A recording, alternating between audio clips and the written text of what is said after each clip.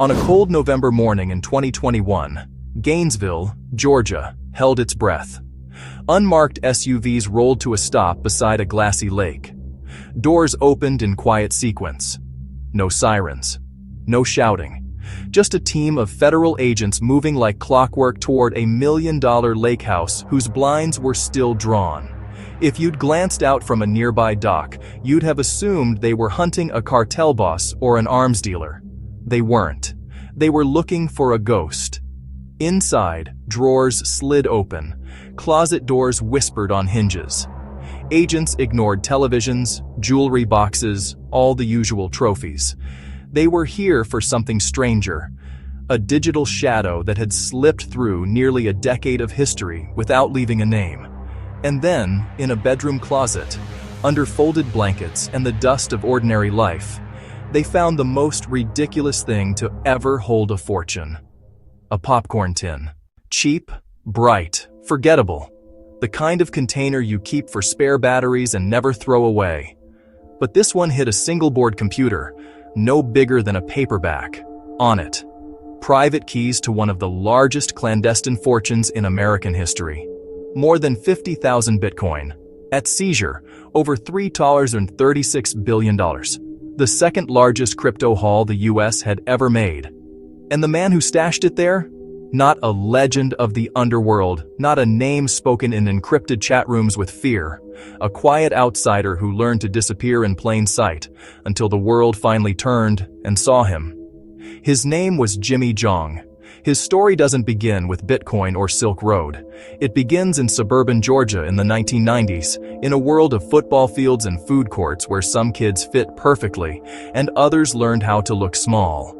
Jimmy never quite fit. He carried two identities that never clicked into one: roots in China, life in America. He was heavier than his classmates, hesitant in the way he moved through hallways, a target for jokes that stuck to him like burrs. There was a moment he never forgot, being pantsed in front of a crowd at a football event. The laughter, the heat in his face, the way shame can turn a body into a costume you want to crawl out of. That night, something calcified. If standing in the light meant being torn apart, he'd stop standing there.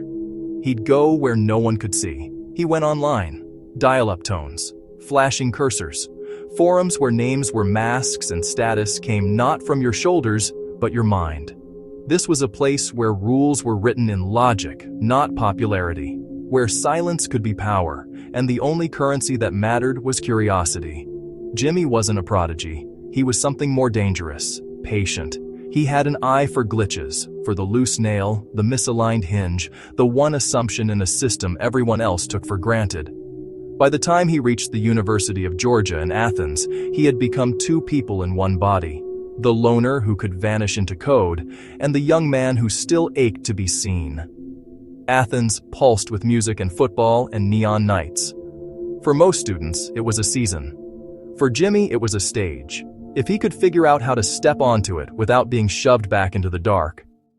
Around 2011, he found the thing that made sense of both halves of himself. Bitcoin.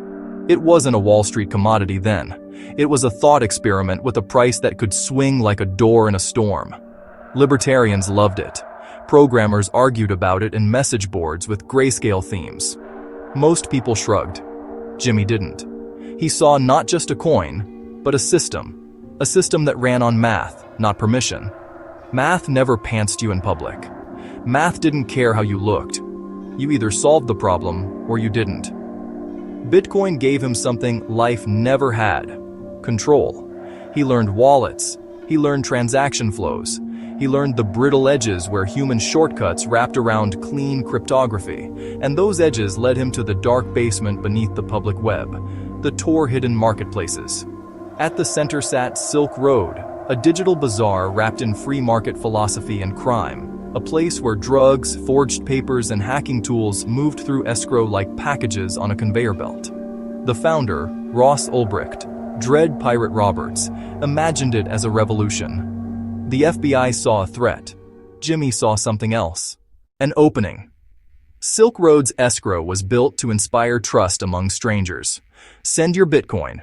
Receive your goods. Funds release when you hit confirm. In theory, airtight. In practice, code is written by people. Jimmy discovered that if you triggered multiple withdrawals almost simultaneously, the system tripped over itself. It duplicated releases. Bit by bit, it paid out more than it should. He tested it.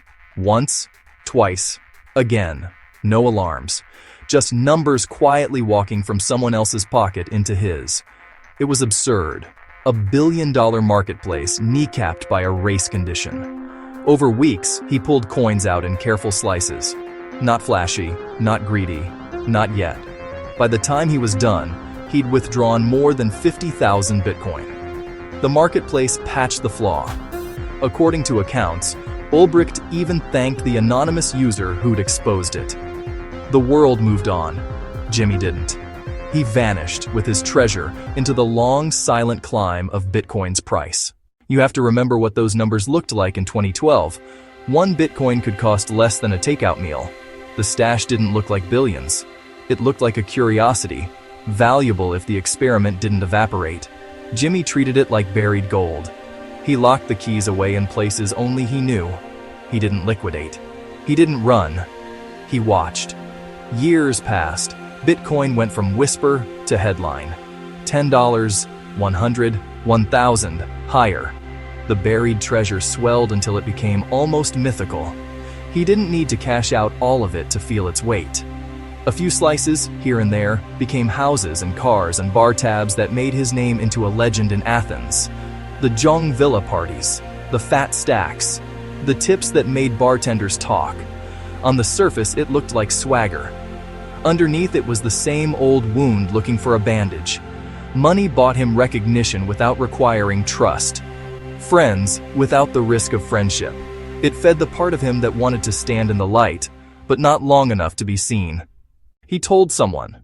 Of course he did. Not the whole truth. Just enough to feel the shock he craved. He had Bitcoin. A lot. The way a secret makes your blood run faster when you share a drop of it. For nearly a decade, no one came knocking. Law enforcement dismantled Silk Road. Ulbricht went to prison for life. Seizures made splashy news. Jimmy's stash sat untouched behind addresses that looked like gibberish. And then the armor cracked. In 2019, his Athens house was burglarized. Thieves grabbed nearly $400,000 in cash. For a normal person, you file a report and call your bank. For a man sitting on an unexplainable fortune, paperwork is a spotlight. Still, he picked up the phone. Officers came. They took notes like they always do. An unemployed man in a college town with hundreds of thousands in cash stacked in a home. Mundane details, forgettable at the time. Later, they'd become threads. That same year, he made a second mistake, the one that turned a ghost into a person. He moved a slice of his old Silk Road coins into a Coinbase account. Coinbase isn't a back alley swap. It's a regulated exchange that asks for your face, your ID, your bank. When those coins touched that account, the anonymous past reached out and shook hands with Jimmy Zhong's real name. To the IRS Criminal Investigation Cyber Unit, that handshake was a siren. Blockchain forensics had matured in the years Jimmy spent hiding in plain sight. What once looked like an endless fog of alphanumeric strings now looked like a map. With the right tools, you could trace flows across years, across laundering tricks, across clever misdirections that weren't clever enough. They didn't rush his door. They watched. They traced. They built a case brick by brick. The burglary report gave them a human, a house, a pattern. The Coinbase KYC gave them a legal identity. The blockchain gave them history, unblinking, time-stamped, indifferent. By 2020, the story was assembled.